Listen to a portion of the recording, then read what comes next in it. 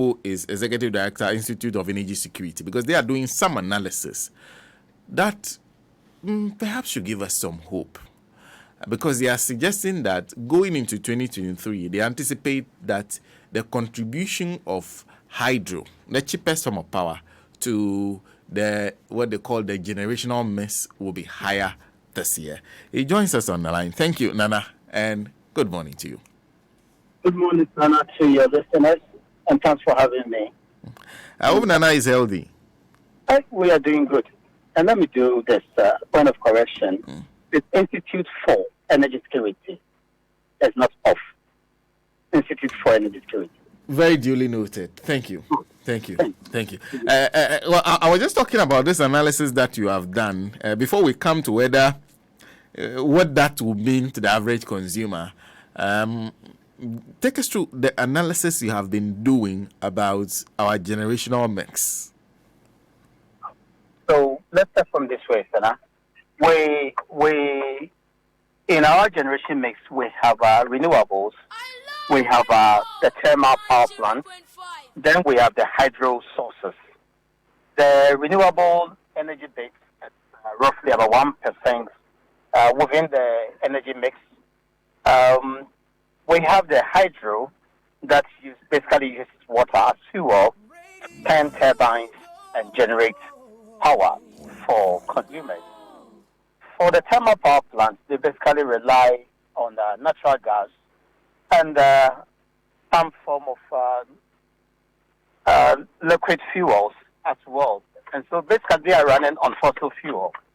The fossil fuels are quite expensive compared to water being a fuel for the hydro sources.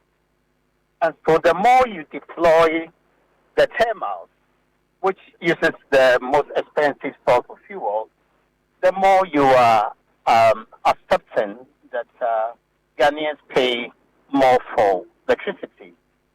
And the more you introduce the hydro mix in the mix, then of course you're also choosing to bring down the cost of tariff and in the mix. Basically, I did mention that the renewables, that's about 1% in the mix. Roughly, the thermals also contribute about 52% of that. The hydro, that's about close to 40%. And so this is how we generate our power, and these are the fuel sources. In PRC's estimations for the hydro and the thermals, we realized that it was quite skewed towards the thermals, which are quite expensive. And so how did we come about this? We did a study using industry data, including that of the Energy Commission, Gridco, VRA, and the others. First, the analysts of our years found that this year, our energy demand will grow by significant, amount. The next is that hydro sources are in good position to contribute more to the energy mix. And they gauge this by the year start waterhead levels or the elevation. In layman's language, let's say the water levels in each of these reservoirs, the Akosombo Reservoir and the Bui Reservoir. At the beginning of the year, Akosombo was doing about 83.1 meter. We was doing 1.179 meters above sea level, which quite an improvement over the previous year start elevation. We compared to 2019, for example, Akosombo had an elevation of 79.83, which is about 3.3 lower than what we have today. Yet, Akosombo was able to run a minimum of 5 units out of the 6 generating units and contributed largely to the energy mix. We, in 2019, was 177 meters above sea level 2 meters lower than we have today. Yet, at a point in the year, there was a cost for the power or the blue reservoir to be filled because of excess water. Why would you want to fill your fuel? Why would you want to stick and not deploy more of the hydros when they have an improved waterhead levels in a position to generate more power? In our estimation, we believe that hydro can contribute not less than 38% to the energy mix. And we found that PRC's estimation of about 26%, or assumption, for calculating the tariff for this year, we think that it was quite miscued. And of course, it must be relooked at so that consumers can have some briefer in the space.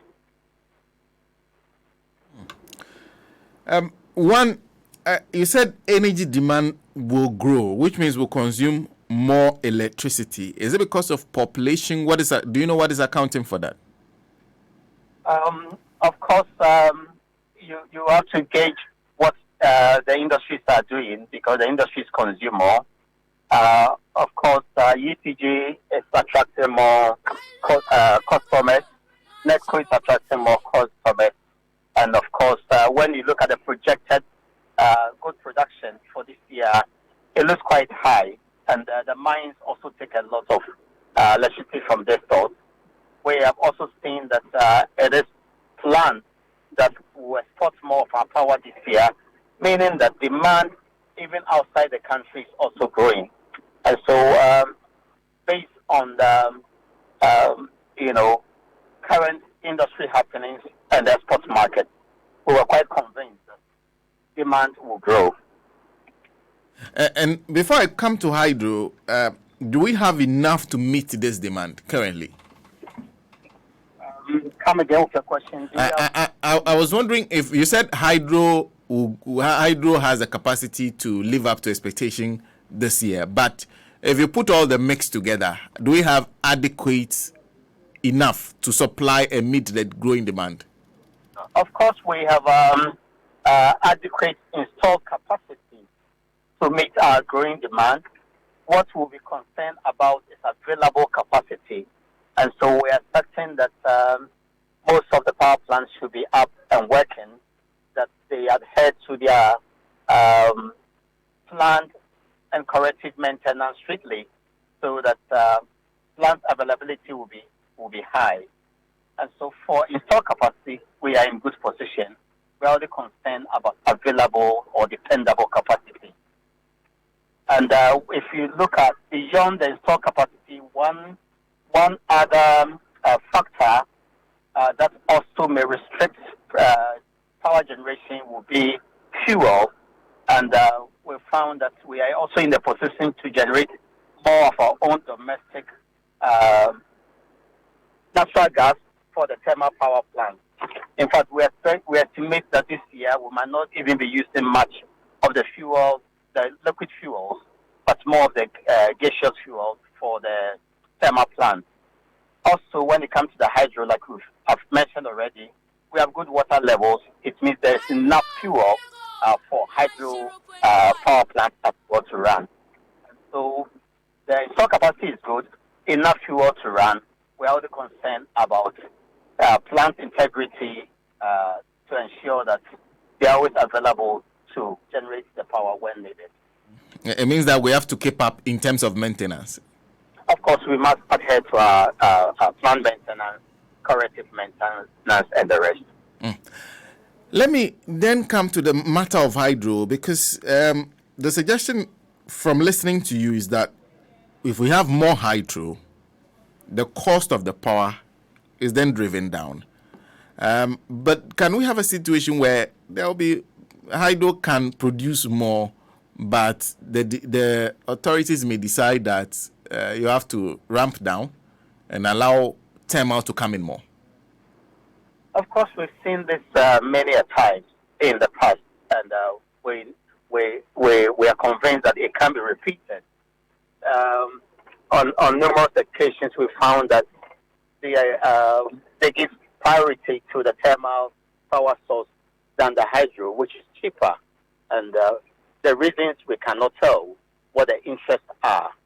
Because if you will not deploy or dispatch the hydro and choose to store the water, then of course you are patronizing inefficiency and you are promoting inefficiency.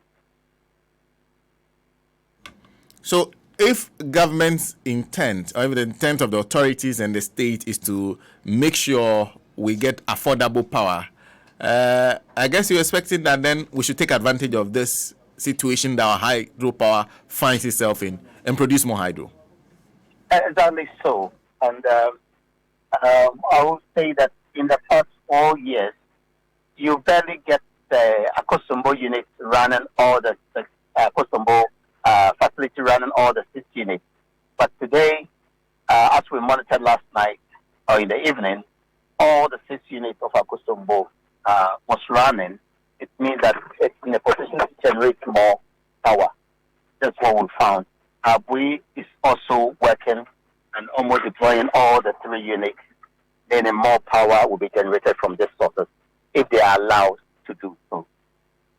Then, having said that and having known that, should we have been paying less for electricity than we will be charged for starting February? I missed you, Sena. Come again. I'm saying that knowing the mix that is currently available, should we have been paying less than the increase that was announced by the PURC for electricity? Of course, we think that the increment would have been lesser if the assumption for hydro was made higher than the 26% placed there.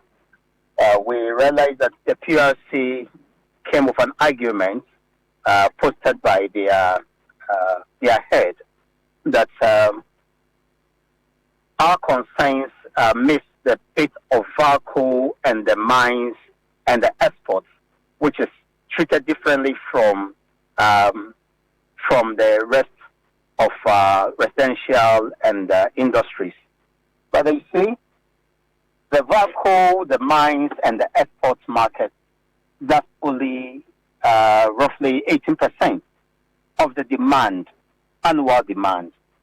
So if we are even talking about 2019, where the water head levels for both Akosombo and we were lower, yet the hydro sources were able to generate 40% or contribute 40% to the energy mix.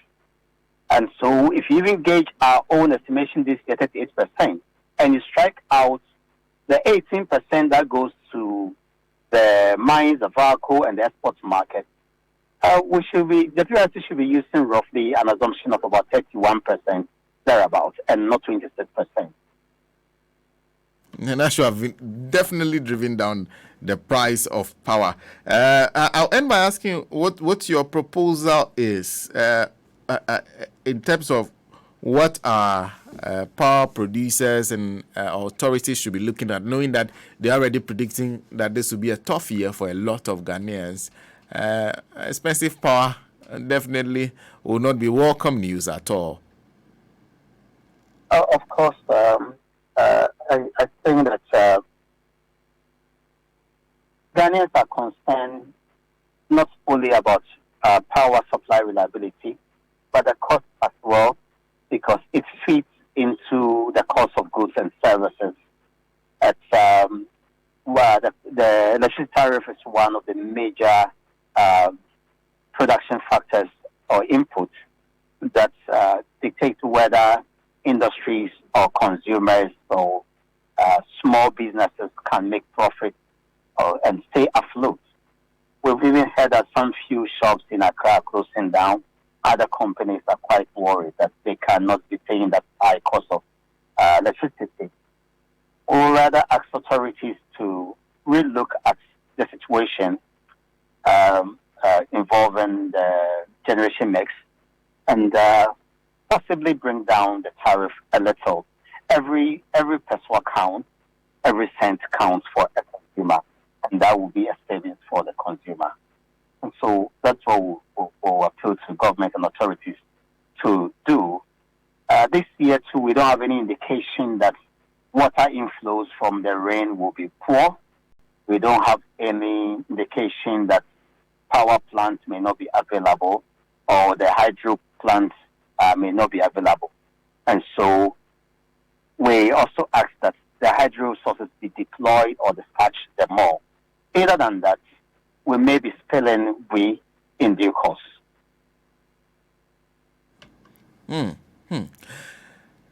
Nana, thank you. Pleasure is mine, Sena. And long may you reign. Thank you very much. To you too. Yeah. Nana Amoasi the seventh is Executive Director, Institute for Energy Security. Well, I was just corrected. I'm going back.